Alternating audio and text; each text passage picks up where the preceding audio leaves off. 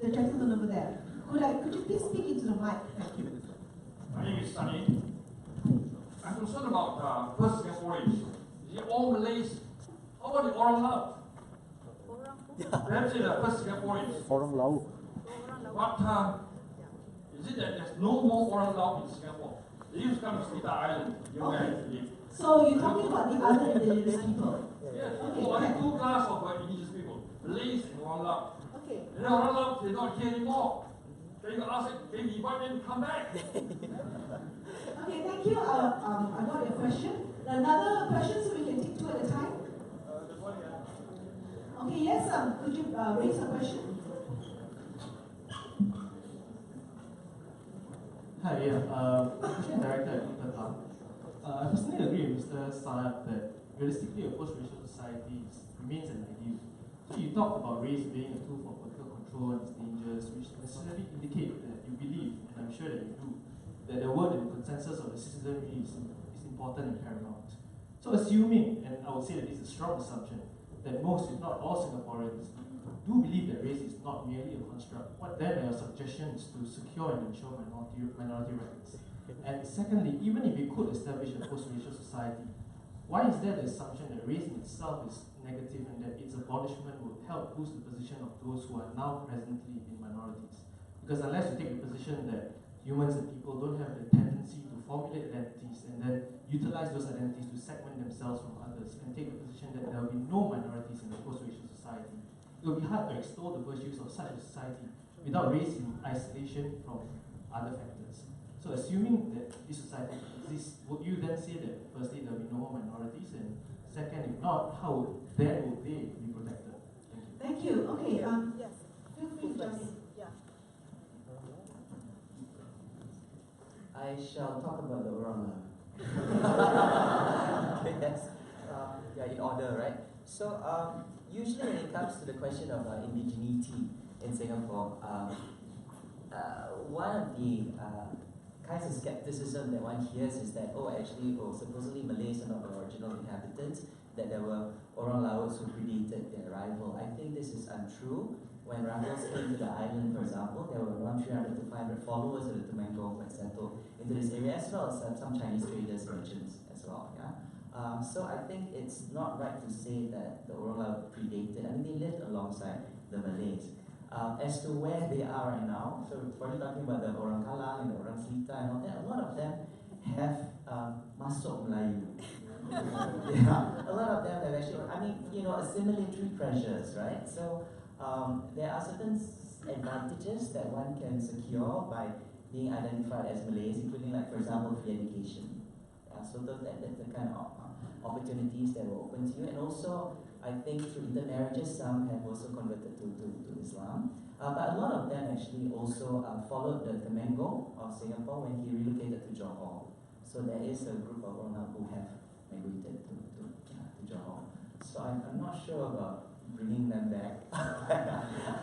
I'm not too sure about that, but that, I think, to the best of my knowledge, is the history of where have the Orang Laut been, yeah.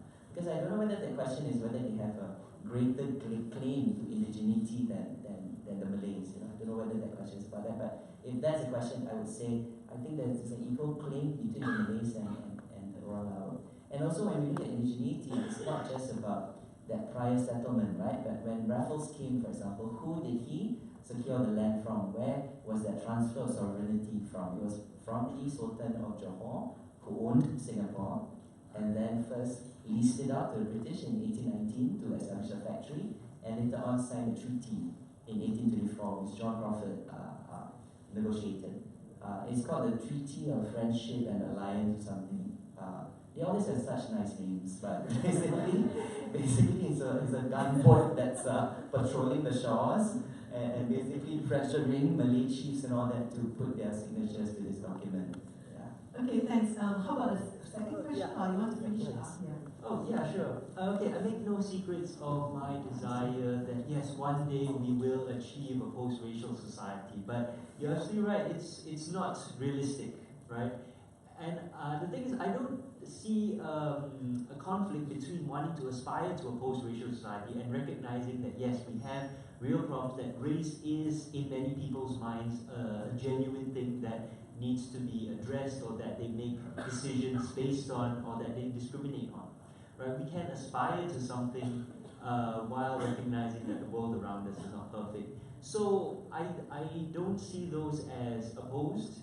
The reason why I focus on race as politics is because of its traditional historical construction in Singapore, the way it's been used, the way it's been deployed. And if you want to do something about race in Singapore, I believe you can't achieve it unless you also do something about politics. Progress in our race relations will not occur without progress in terms of our democracy, in terms of empowering citizens, in terms of giving citizens equal rights and justice. You see, and that's the big issue. They're so inextricably intertwined. So when race is a mechanism of political control, you can't have one without the other, and that's why I take that focus. Because I think there are many who would say, you have to keep race and politics separate, right? You have to keep politics out of race. That it's very dangerous. That you can cause all sorts of riots or whatever if you talk about race in terms of politics. If you talk about race, as part of the political system. If you conceive of the two as intertwined. So we must keep that separate. But to keep that separate plays into the hands of those who already control the levers of power, and particularly use the construct of race, as opposed to the reality perhaps of race, the construct of how race is used in the political system, in the incentive structure of Singapore, to maintain their power, their status quo, to create a system of incentives that shape how we look at each other, how we respond to each other, how we act with each other, and also that disincentivizes us from desiring political change. Okay, thanks. I think Dr. Lee wants to talk about the Orang Lao issue. This is a point that periodically comes up, questioning the indigenous status of Malays, that Orang Laut, Orang Kalam were the original people of Singapore. But many Malays understand that the Nusantara or Malay world concept, that for hundreds, if not thousands of years, Malays have been migrating from one part of the Nusantara to the other. It's a seafaring Malay world. And this is why empires were easily established. From Sumatra, sultanates were able to come to Singapore, establish a sultanate here, and then moved up to Malacca, and then moved up to down to other parts of Indonesia, setting up their sultanates and their followers, moving from one part of the Nusantara, and hence the term Nusantara or Malay world. I find that question somewhat problematic, because these people that question the indigeneity of the Malay people or Malays should also ask themselves that it's the same logic applies to the Chinese, the Han Chinese as well. In China, you had your Hokkians and your Teochews and your Cantonese and all the various dialect groups, but they are all originally from China, indigenous to China. And I'd be the last person to question the indigeneity of a Hokkien person or Teochew person or Hakka person or Hainanese. They are indigenous to that part of the world. Similarly, the same logic applies to the Thais and everybody else. So there are indigenous people, and to question the indigeneity or the indigenous status of the Malays, which actually is recognized in the Constitution 152, is for me, an irritant, that you have to go back to square one periodically to explain the ABCs of this issue. Thank you. Now we'd like to open the floor for further questions. Yes, over there, the gentleman in white. Oh yeah, okay, hold it. Okay, we'll come back to you, so whoever's nearer. Yeah. Hi. Okay, sorry, okay. Yeah, sorry. Question for Yes. You have approached Article 152 through mostly remedial justice then when we look at 152, there are actually two parts to it. Yes. The first part talks about the obligation of the government to protect minorities. And this is where we see remedial justice coming in. Because when we talk about minorities to a certain level, we have also an Indian minority in Singapore, not just the Malay minority, although this talk is mostly about the Malay minority. However, in the second section, here we come to talk about the special position of the Malays. And then how would remedial justice then factor into that? Because we're talking about free education, for example. Shouldn't we then extend it to the Indian minority as well in the spirit of remedial justice? So how does this second part of Article 152 fit into that? Okay, hang on. Yes. Yes, gentlemen. Yeah, I'd like to pose this question to Dr. Reddy. I'd just like to ask how far, how can we emphasize and protect Article 152 in the current era and context when there are more than 2 million new citizens from foreign countries, and our population of the minority is getting smaller and smaller. Thank you. Okay, thanks. Okay, I'll just stop there. So the first question from the gentleman. Yes. Actually, that's a very good question. You would probably also notice that during my presentation, I mostly focus on the first part, which is that there should be protection of minorities. I still feel deeply ambivalent about how that whole second part about the special status of the Malays. I recognize that it should be there, but I don't know, I can't say for sure how it should be operationalized. Yeah. At the most, what I can say is that I think it's a kind of bulwark, it's a kind of safeguard from, let's say, erosion of certain kinds of heritage of any kind of indigenous community. Yeah. Whether it's supposed to lead to certain things like affirmative action or that, I don't have very clear answers right now. But what I can say is that at least in terms of the preservation of their history and acknowledgement of Malay history as well, in a sense protecting it from any other kinds of, let's say, settler histories. Yeah? And I'm not just talking about Singapore, I'm talking about places like Australia, for example, other settler societies, South Africa. So when you have settler communities, how do you try to say, protect the identity and the history and the culture of the indigenous population there? Yeah? So whether it's about free tuition fees and all that, I think for me that is kind of separate from the idea of protecting heritage and history. You want to say? Yeah, just adding to that. You know, the recognition of indigeneity is actually not quite common in many constitutions around the world, as Alfian rightly noted, particularly colonial settler societies. In places, former British colonies in particular. Australia's one of the countries that doesn't have this constitutional recognition of the indigenous community, and there is a major debate and discussion in Australia more than 200 years after the colonization of the country by the British to insert that recognition of the indigenous people in Australia. So there's a big debate and discussion. It's of symbolic value more than anything else to give recognition to the traditional owners of the land. To recognize the historical origins of the country. So this is not unique to Singapore. But the other issue here is the national language. The Malay is a national language.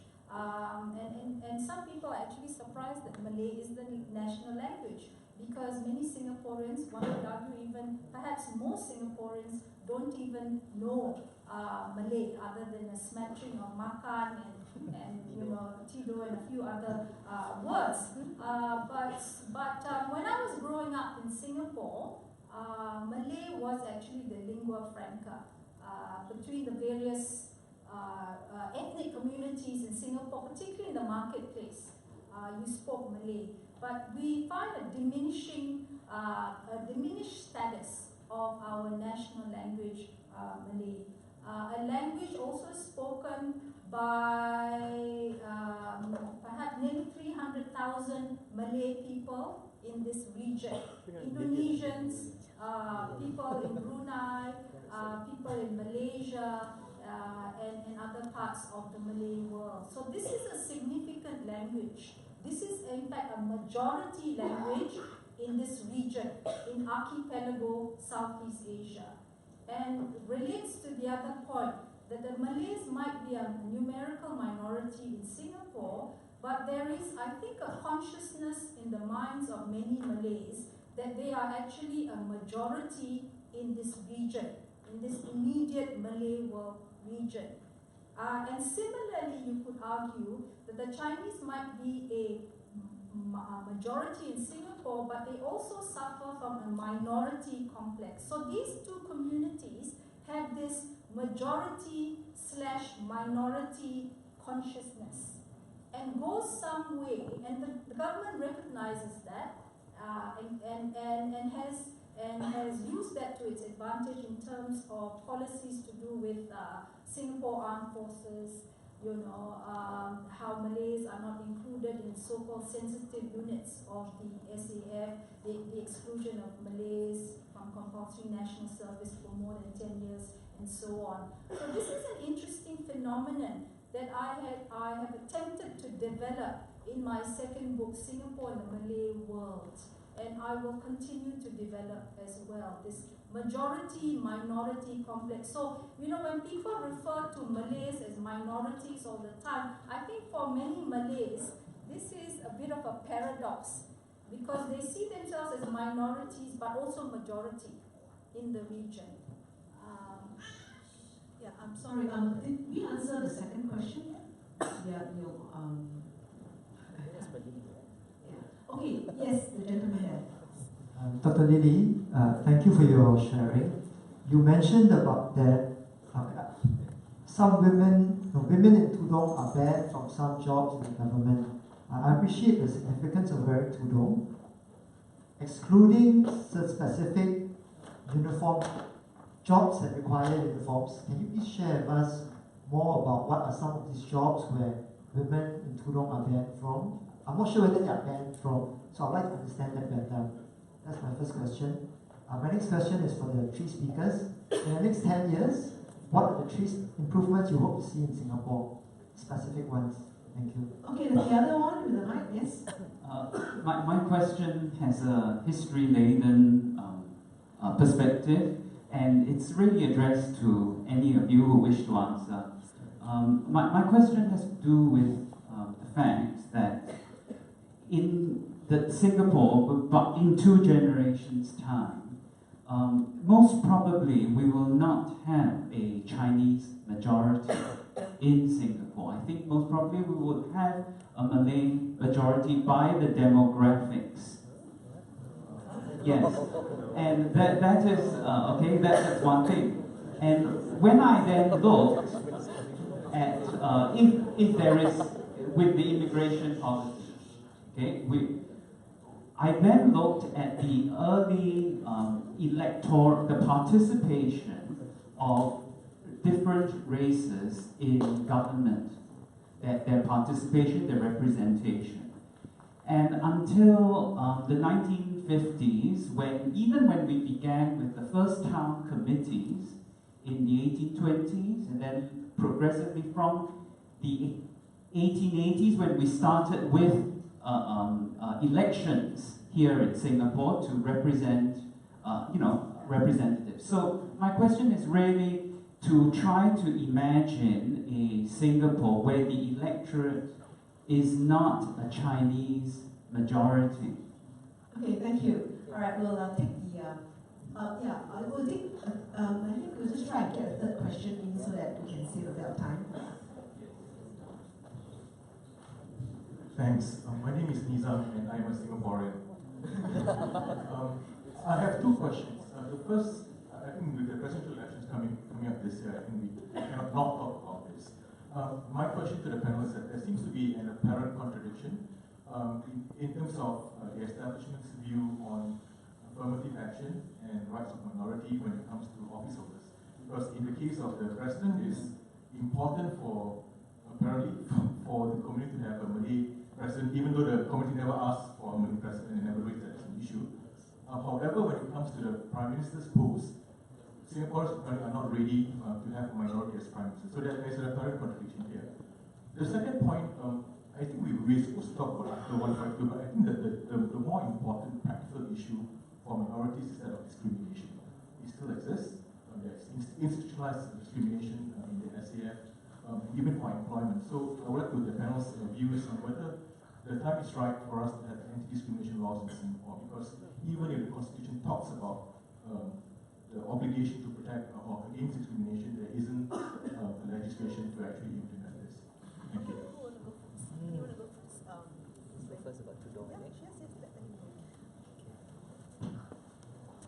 Maybe I'll talk about the tudung. Of course, I don't talk about it as a tudung-wearing woman. But my mother used to wear one, so as in my late mother wore the tudung, so I think I have some authority there. You were asking about in what occupations would they be barred from wearing the tudung, right? Yeah, that's right. Yeah. Excluding those requiring specific uniform. Okay. Excluding the ones where they have uniform, so you're talking about the police and the nurses. Okay, so that I think is already problematic. Okay, that uniform is so absolute that it cannot say accommodate the cloth on the head, right? That somehow the other that will totally alter the appearance of the uniform. I think that's problematic. As to certain kinds of, say, private sector discrimination, we've heard of a lot of these things are anecdotal. So, you can't really see what the actual quantitative data is. But there have been issues where, let's say, frontline staff, women who go for interviews wearing the tudung and then are told quite point blank that, oh, actually, because you're at the front line, this is not the image that the company wants to project. Yeah, so can you come to work without your tudung, for example? Yeah, so there have been all these accounts. I've had aunts also who had to take off the tudung to do a secretarial job. Yeah, so these are incidents that have happened. But there are no anti-discrimination laws when it comes to that. So it seems as if some people feel that it's justifiable that employment practices have this kind of practice. The uniform thing is also, I think, also problematic. I think the unfortunate thing is that the tudung is laden with so much political symbolism these days. Signs of conservatism, Islamism, and then those things become slippery slope, right? So conservatism and then political Islam, and then suddenly terrorism. Then it's like you're hiding grenades under your tudung or whatever. So there is that kind of very unfortunate chain of equivalence from one thing to another. So it's unfortunate. I really do feel it, and other not necessarily Muslim majority countries like and multicultural ones like Canada, for example, you see the policeman wearing a hijab and it's part of the uniform, for example. Yeah, and I do feel that can be practiced in Singapore. Okay, you want to say something? I just want to affirm the points raised by Alfian that many countries around the world where Muslim women are allowed to wear the tudung in the uniformed services, in the police force, in the army, customs, and so on. It's not an issue. I work in Australia, and we have many Muslim women that don the tudung. It's not an issue in Australia. It's not an issue in the UK, Canada, most Western countries, and other non-Western countries, other than places like France, where they have the laissez-faire form of secularism, an assertive, intolerant secularism. However, most countries in the West have an inclusive secularism. So it appears to me that in Singapore, we've emulated, or we're more consistent with the aggressive secularism of the French laissez-faire than we are, than, say, the more inclusive forms of secularism. And I think my view is that it's inconsistent with our constitution. It's inconsistent with the Singaporean pledge, this no tudung policy. And it's also to me a real paradox that Muslim woman who aspires to be a nurse or customs official or in the military can't wear the tudung, but there we had PAP women, Muslim women MPs that wear the tudung. So how come they can wear the tudung, but Muslim women nurse can't wear the tudung at work? Can somebody please explain to me that? Because PAP also has uniform, the white. As long as your tudung is white, Yeah, I'm slightly baffled with regard to that. Although, with regard to the theological dimensions of the tudung, that's another issue altogether.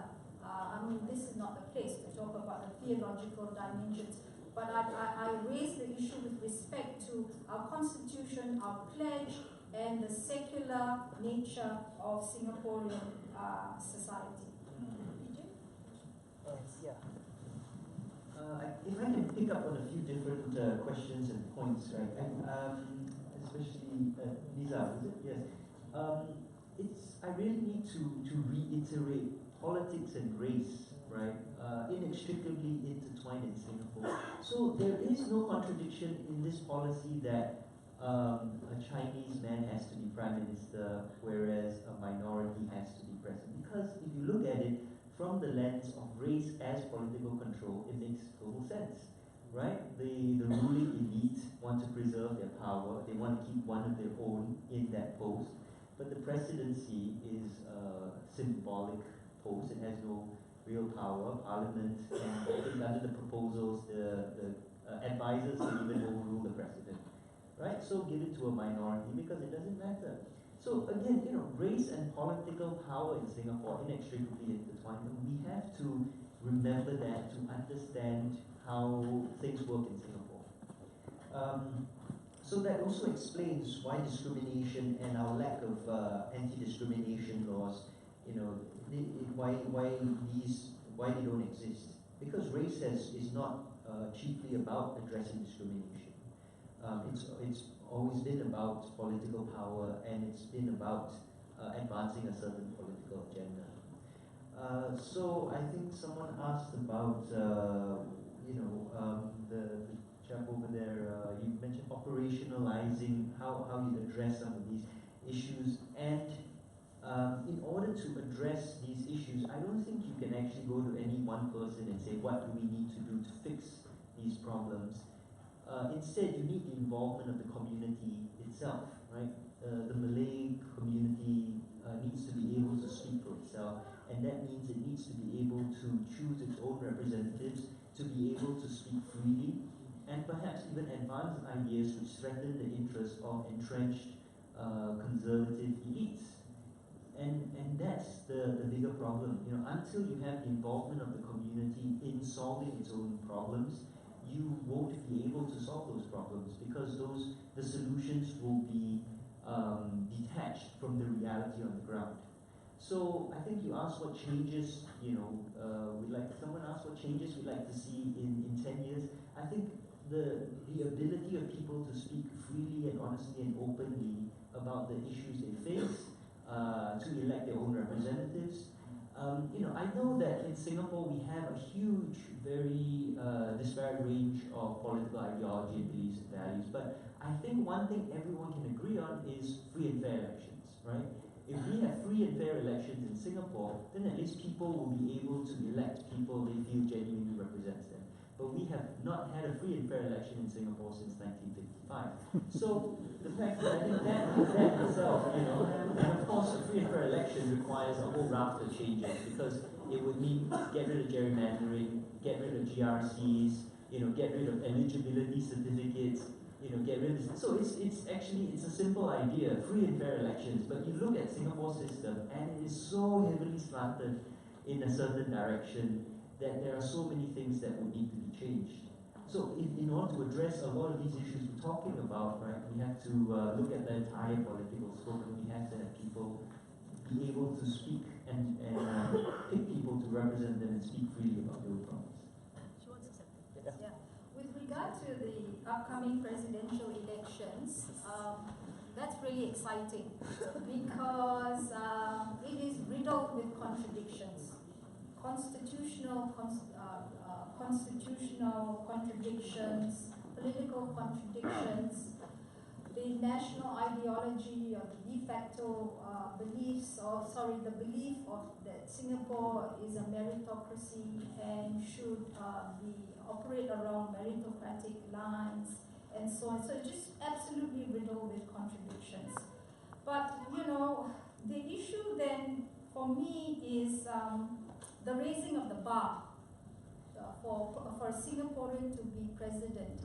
That is very, very unusual for most electoral systems of countries where there are elections.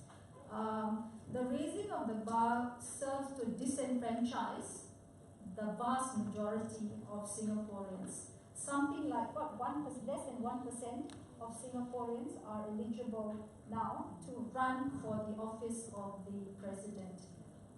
Most of us have been disenfranchised. Is that democratic? Why is that so?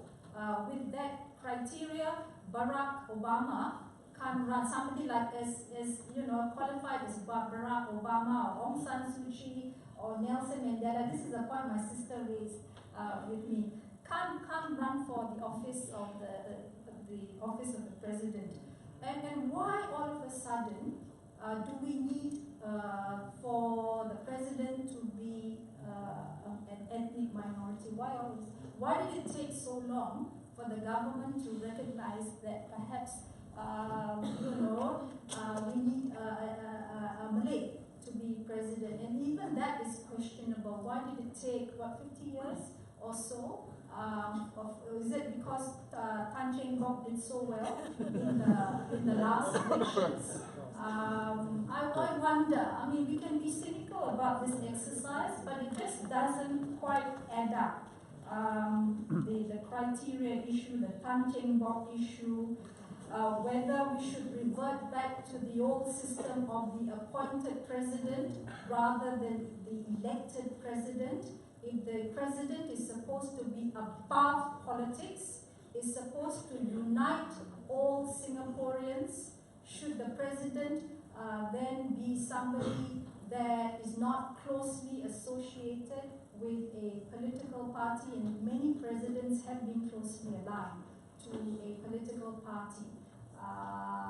So it raises a whole range of questions, and I quite agree with PJ and Alfian that this issue has not been discussed and debated rigorously enough, because this is a major shift in the nature of our political system, and it warrants this national debate, which I don't believe has happened yet. Okay, I think Kwan has a question, and also Professor Kevin. So I'll just take the two questions at a time. Kwan, you go first, and then I ask. Okay, my name is Kwan Yu Kim. My first question is to Dr. Lily Rahim. You came up with a very interesting table on the redundancy of workers in Singapore. Do you have the racial breakdown of that redundancy? How many percent are Indian, how many percent Malays, and how many percent Chinese, and so on? Do you have it? Maybe, well, if you do not have it now, never mind, maybe it's a material for your new book. So my second question is directed towards Dr. Thum. You mentioned that the British colonial powers invariably imported foreign workers into their areas of control, into the countries where they colonized. And they imported foreign races to add on to the indigenous race as a form of economic development, because they needed labor, they needed manpower, and so on and so forth. But you did not mention one, which I feel is a very key factor, is the divide and rule. The British Empire has been castigated many times as power that divided and ruled in all the territories. Look at India, Pakistan, East and West Pakistan, Sri Lanka, Malaya and Singapore, Kenya, as you mentioned, and even Cyprus. even as recently as less than 10 years ago, the Greeks and the Turks were at each other's throats. So I think you miss a very key point that perfidious Albion divided and ruled. Okay, Professor Kevin? Thanks, Jeanette. Actually, it's not so much a question, but more of a comment. I think one of the things we need to understand about the origins of Article 152 is that actually it wasn't of British origin, it was a David Marshall invention. In 1956, before the first Constitutional Conference to discuss self-government for Singapore, David Marshall drafted a memorandum in which he basically crafted something along the lines of 152, except that in that particular memorandum, it included a lot more. He wanted minority protections for the Jews, for the Eurasians, for all minorities, including the Malays, of course. He always thought that the Malays were what he called a Cinderella class, right? In David Marshall's very colorful language. Now, of course, when they went to London in '56, they did discuss his memorandum, and the all-party delegation decided that they would actually adopt some of it, but instead of putting it into the new constitution that would come into effect in 1958, they inserted it as a preamble to the constitution. In other words, it's not an operational clause, it is more of an aspirational declaration. It's like the American Constitution, we the people, blah, blah, blah. So this one, right, first appeared as a preamble in the '58 Constitution.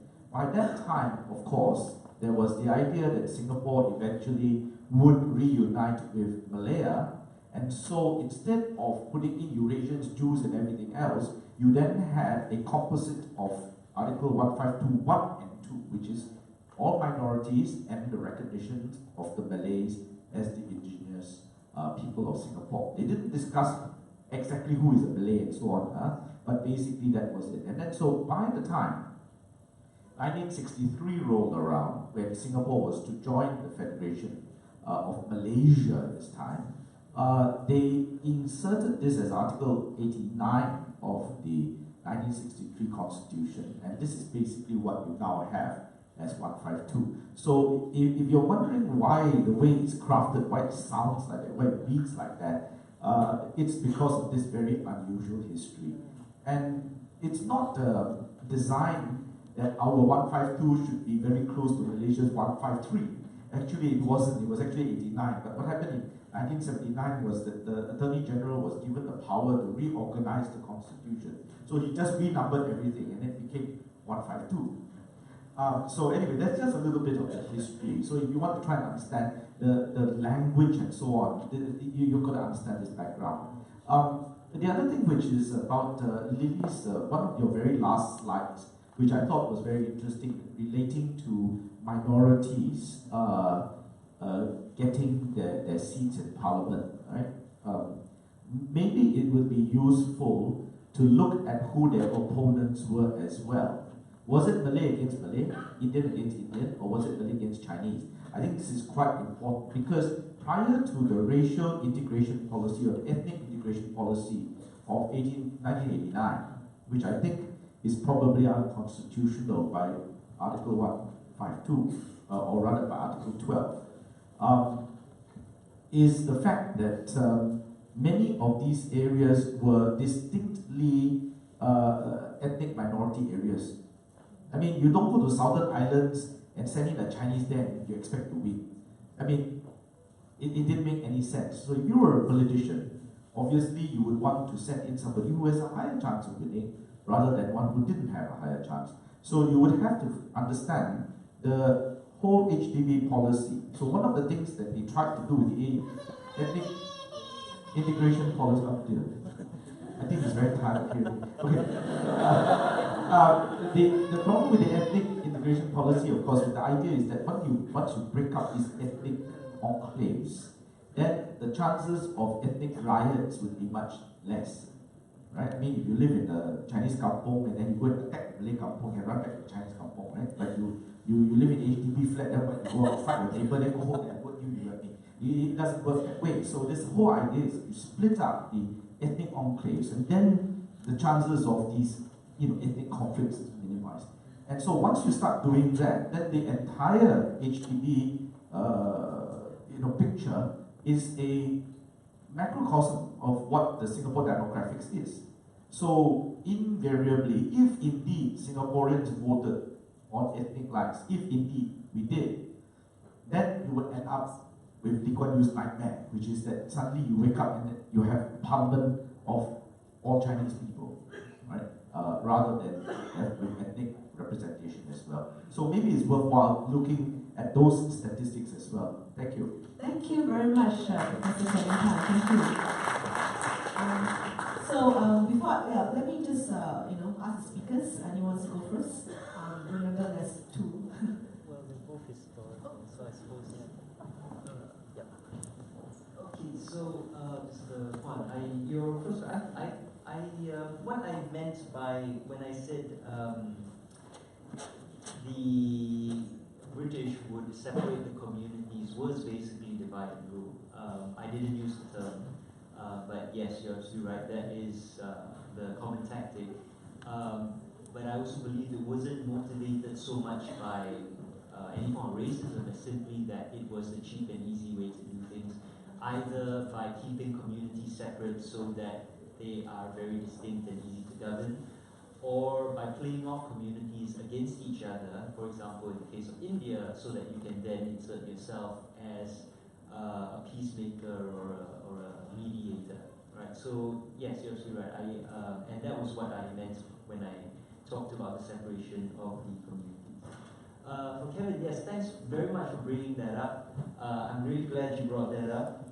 Kevin and I had a really nice discussion at the break about that, where Kevin reminded me of the history of Article 152, which a lot of which I hadn't known before.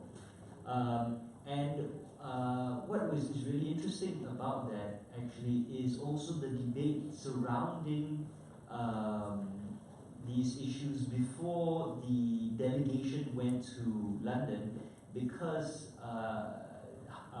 the head of Singapore UMNO, Abdul Hamid, was absolutely opposed to a lot of the things Marshall wanted to do, because he was very worried about the position of Singapore's Malay community, and hence his own voting bloc being losing its political power and its significance. And because he and the 3 seats that he controlled was the difference was basically the majority of the government, right? If UMNO's 3 Malay 3 seats withheld their votes from the government would lose in any vote in the Legislative Assembly. So he had a huge amount of power, and perhaps ironically, 55, 56, you see some really important legislation protecting Malays or advancing Malay rights, for example, on Malay education, right? Because these 3 seats are able to force through their policies by trading off other things, or saying, if you don't pass these policies helping the Malays, we won't vote for all these other policies. And it's not just 55, 56, actually it's even more from 56 to 59 under the Lim Yew Hock government, because Lim Yew Hock was totally willing to deal, whereas David Marshall would say, no, this is a principle, I'm not deviating, I'm making my stand here. So one of the reasons I think why it didn't make it out of, it was proposed in 56, and then Marshall, of course, the delegation was unsuccessful, but then made it to 58 was because Lim Yew Hock was then chief minister and willing to deal. So it's still inextricably tied to these various ideas. And as you point out, we were already planning to merge, reunify eventually with the federation. So again, it comes back to this idea of political power, political control, of trade-offs, diluting Marshall's vision of minority protections. With regards to elections, actually, there's an interesting point I want to make, which is that PAP candidates who are all Malay defeated UMNO candidates who were also all Malay in the 1963 elections. And the PAP candidates, of course, campaigned on a platform of basically racial equality and justice, and socialism, right? PAP was a socialist party in '63, whereas UMNO campaigned on Malay rights for Malays, protection for Malays, and all of them lost. The PAP candidates all won, right? The only opposition candidates which won '63, the Barisan. And that's why Lee was so confident and said, if we can beat UMNO in these Malay constituencies, we can go north to KL and defeat UMNO in Malaya. And that's why he broke his promise to the Tunku and went north in '64. So there is also a history in Singapore of Singaporean Malays voting for a bigger, a very different vision from the one that is espoused by UMNO, right? For a much more socialist vision, for a much more class-based vision of equal rights, justice, equality, which they believed in as well at the time. And the last thing is, going back to this myth of ethnic enclaves and people getting in fights, I really think that's overblown. I mean, I've talked to death about it, about the race riots. One of the things about 1964 and the race riots is, right, where it happened.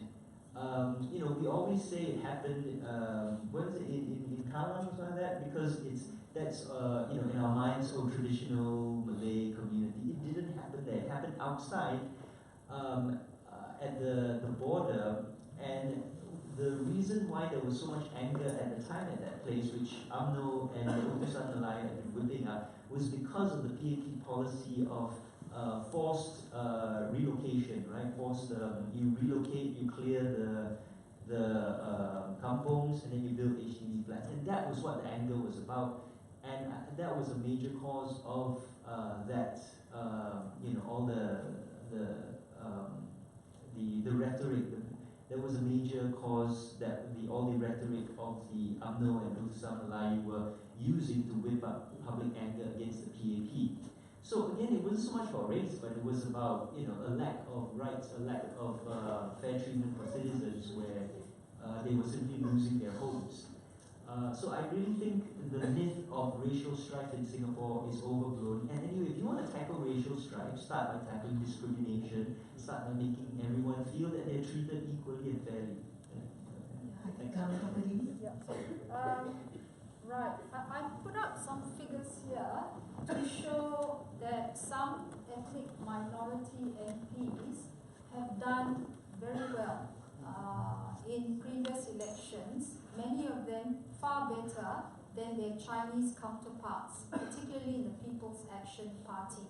If we look at 68 election, Rahmat Kanab, who was a former unionist, and many of the early PAP Malay MPs were unionists, left-wing in orientation, that subscribed to the democratic socialist ideology of the PAP, at least during that period. Yaakob bin Muhammad, another person, also Republican, didn't identify with the feudal political culture in Malaysia, and hence joined the PAP, and the list goes on.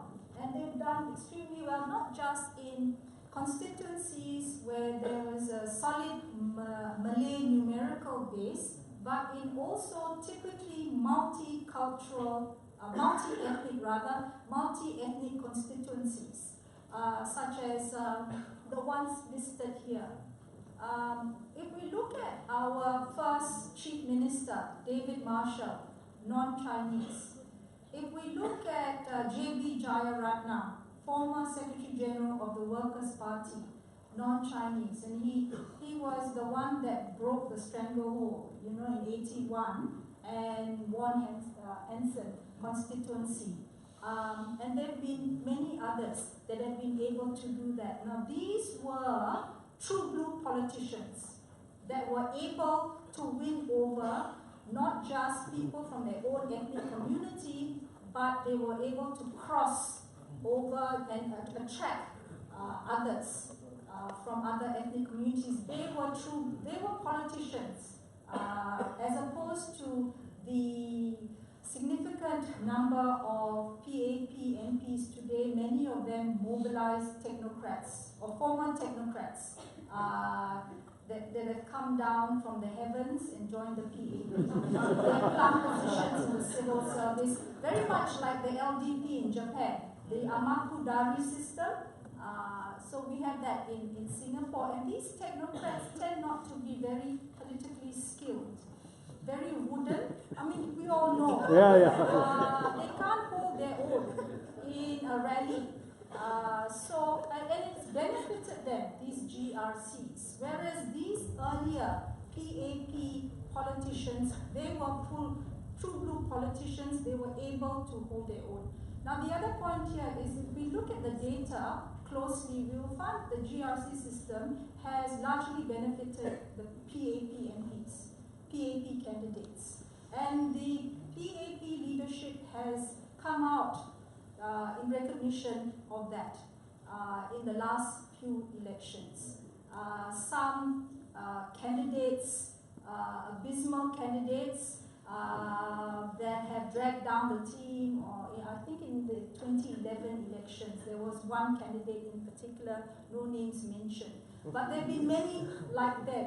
People with no experience, no grassroots political background at all. They've never been actively involved in an NGO, of any sort. They've just been invited into the party after a few tea parties. Many of them are so-called scholars that have done extremely well academically. So the logic here, which I think is a flawed logic, if you've done extremely well for your A-levels and you've gone to a Ivy League university and done extremely well in your academic studies, therefore you will be a good politician. I think this is flawed logic. And it's been proven time again that this is not the case. I think, so I won't go on with regard to that, but the figures show that the logic of the GRC system is a flawed one, and it's discriminatory as well, and it also undermines the credibility and stature of ethnic minority politicians, both in the PAP as well as in opposition parties. It reinforces ethnic stereotypes, negative ethnic stereotypes as well, and the list goes on. With regard to the question about the redundancy, now I don't have the actual figures, the actual breakdown with regard to, but as we've seen, as I showed you the figures, it's a real problem. Especially now, we all know that the Singaporean economy has slowed down a bit, and obviously this is not unique to Singapore, it's a global issue, but most developed industrialized economies around the world have a strong social protection system to assist people, workers, citizens that have been made redundant, involuntarily redundant. And this is where the state needs to step in, I believe. There are various ways of assisting redundant workers. It's not, there's one model where it's the employee and the employer contribute a percentage of the income through their working life, and that's one model. The other model is the state steps in and assists the redundant worker over a short period of time, perhaps 6 months till they get another job. So there are various models out there that Singapore can utilize. Now, however, the various studies have shown that workers that are most vulnerable to redundancy, particularly during periods of economic downturn, tend to be women. Last hired, first fired.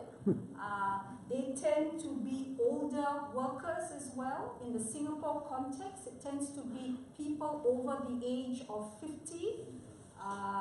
Youth also tend to be fired during a slowdown period. And also the less educated, although in the Singapore context it appears as though even skilled professionals are readily made redundant these days with the restructuring of our economy, globalization and so on, and ethnic minorities in the Singapore context, particularly the Malay community, who tend to be less educated.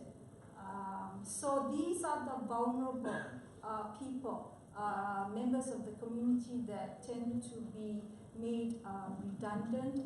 And my view, I feel very strongly about this, that the state needs to do a lot more with regard to helping these people.